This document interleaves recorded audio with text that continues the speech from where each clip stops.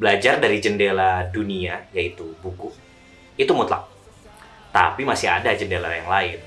Kita bisa belajar dari karya film, animasi, komik, manga, bahkan game.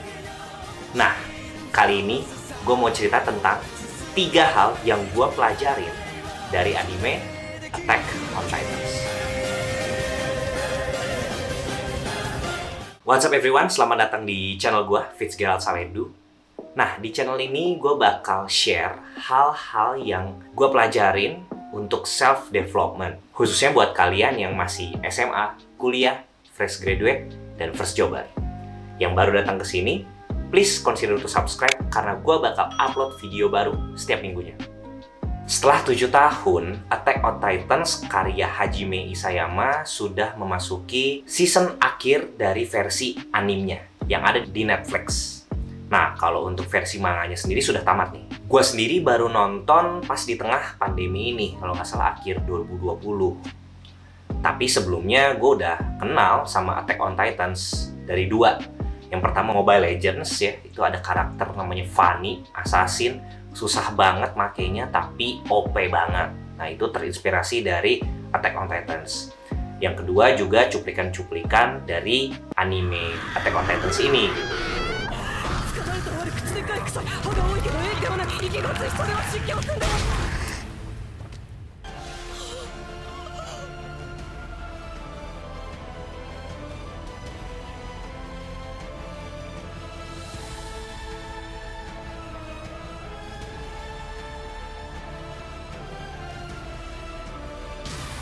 Gruesome ya istilahnya ya, dimana orang itu dimakan sama Titans yang bentuknya menyerupai manusia. Itu juga yang menurut gue menjadi faktor kenapa Attack on Titans ini booming dulu.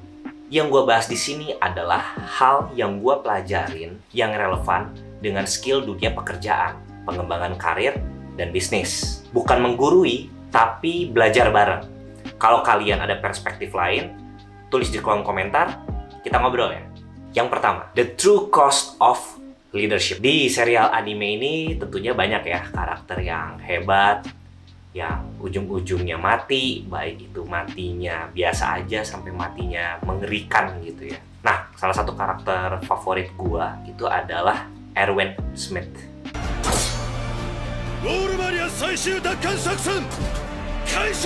Pemimpin dari pasukan survei. Kebanyakan dari kita mikir, jadi pimpinan, jadi manajer, jadi atasan itu gampang ya. Tinggal tuh duduk-duduk aja, nyuruh-nyuruh orang ngambil keputusan. Padahal enggak. Hubungannya antara Erwin Smith dengan poin true cost of leadership itu adalah keberanian mengambil keputusan. Sepanjang anime ini, Erwin itu banyak banget mengambil keputusan-keputusan yang kontroversial, yang bahkan nggak disukai gitu sama anak buahnya sendiri gitu. Belum lagi sama pihak eksternal ya. Tapi ya itu tadi, true cost of leadership. Lu harus ngambil keputusan, lu harus berani, dan lu harus siap bila keputusan itu jelek di mata orang gitu. Dia kadang ngambil keputusan yang kontroversial, anak buahnya nggak suka, bahkan ada keputusan yang anak buahnya itu nggak tahu. Dan Erwin ini bukan yang menutup-nutupi ya, tapi dia melihat gambaran besar bahwa agar misinya itu berhasil, mau nggak mau anak buahnya ini tidak boleh tahu strategi yang dia ambil gitu loh. Kedengaran aneh ya, bahwa pemimpin itu kan biasanya harus transparan, harus terbuka, tapi dalam kasus ini itu enggak. Hubungan praktikalnya ya, yang udah pernah gue jalanin juga gitu. Ketika lo harus ngambil suatu keputusan yang inovatif gitu. Jadi pimpinan itu kan harus bergerak maju terus ya. Di situ lo pasti bakal ketemu sama anak buah lo sendiri maupun eksternal gitu ya, yang nggak suka sama keputusan lo gitu. Tapi lo harus did it anyway karena lo punya visinya gitu.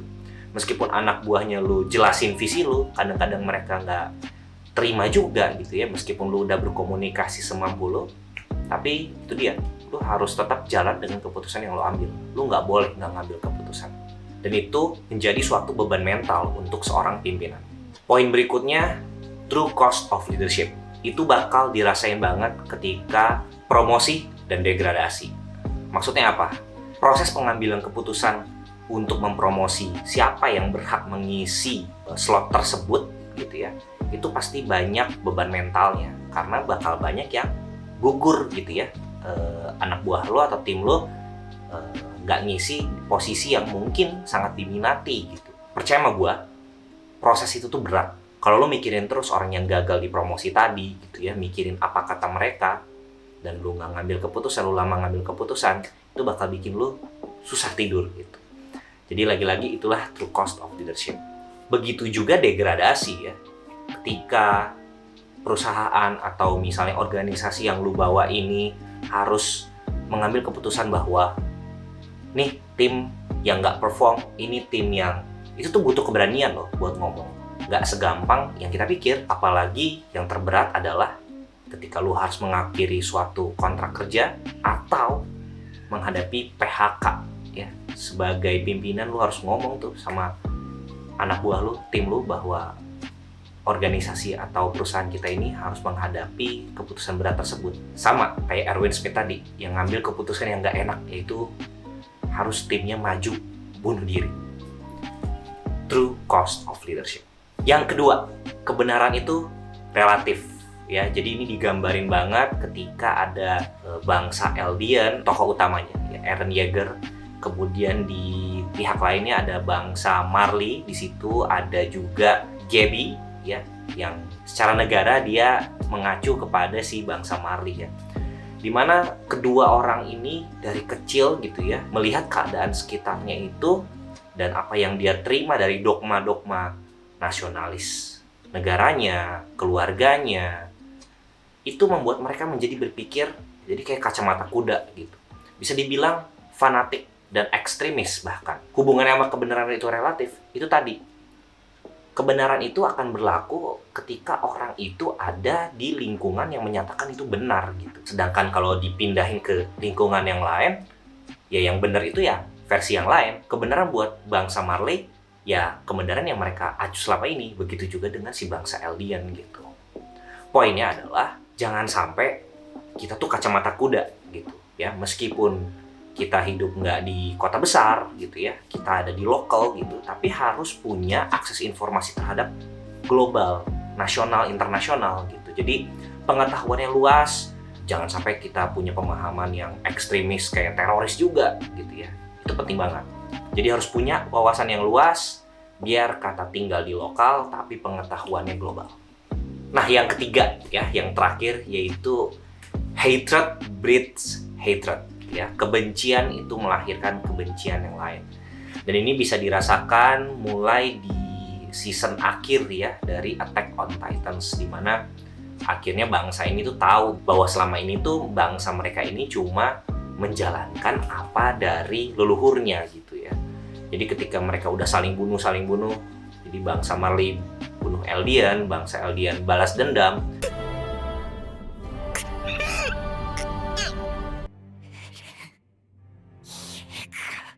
Cycle itu berputar terus sampai akhirnya banyak karakter-karakter yang menyadari gitu, ngapain sih kita saling bunuh terus gitu. Itu dia poin yang harus kita catat gitu ya. Jangan sampai kejahatan kita balas dengan kejahatan gitu ya, karena cycle-nya akan berputar terus gitu. Cara mencegahnya gimana? Baik lagi ke poin yang nomor 2 tadi gitu. Jangan punya kacamata kuda gitu ya, harus punya wawasan luas biar tinggalnya lokal tapi pengetahuannya harus global gitu. Buka internet dari sumber-sumber yang benar, jangan juga sumber yang salah gitu ya. Buka sumber sebanyak mungkin dan yang terpercaya, pelajari, ambil yang baiknya. Oke, itu dia 3 hal yang gue pelajarin dari anime Attack on Titans ya.